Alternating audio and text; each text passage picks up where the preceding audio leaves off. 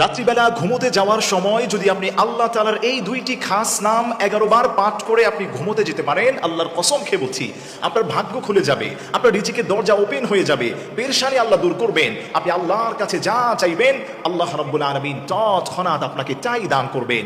এজন্য আপনাকে মনে রাখতে হবে ঘুমোতে যাওয়ার পূর্বে যাতে করে আমরা কেউ এই আমলটা মিস না করি। এই আমলটা আপনি করলেই আল্লাহ রাব্বুল আলামিন আপনাকে অবিস্মরণীয় ফলাফল আল্লাহ রাব্বুল ইজ্জাত আল জালাল আপনাকে দান করবেন। আল্লাহ পাকের সেই দুইটি খাস নাম হলো, একটি হচ্ছে আল্লাহ, আরেকটি হচ্ছে সমাদ। পবিত্র কোরআনুল কারীমের সূরা ইখলাসের মধ্যে আল্লাহ রাব্বুল আলামিনের এই দুইটি নাম আল্লাহ পাক বলে দিয়েছেন। আল্লাহুস সমাদ, আল্লাহ হচ্ছে একটি খাস নাম এবং সমাদ হচ্ছে আল্লাহ তাআলার আরেকটি খাস নাম।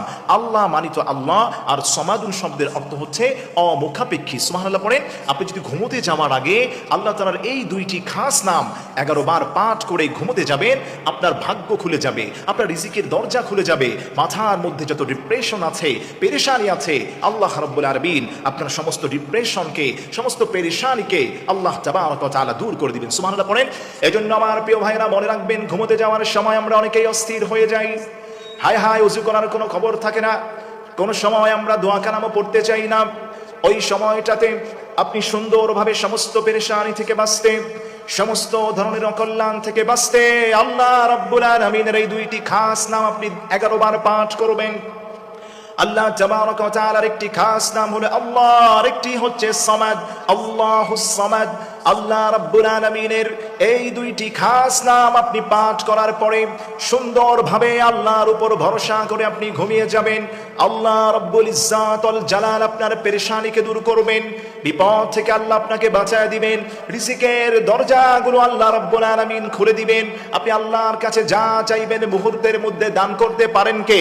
এজন্য আমার প্রিয় ভাইরা, আল্লাহর নামের কিন্তু পাওয়ার রয়েছে। রাব্বুল আলামিন বলে দিয়েছেন উদউনি আস্তাজিব লাকুম।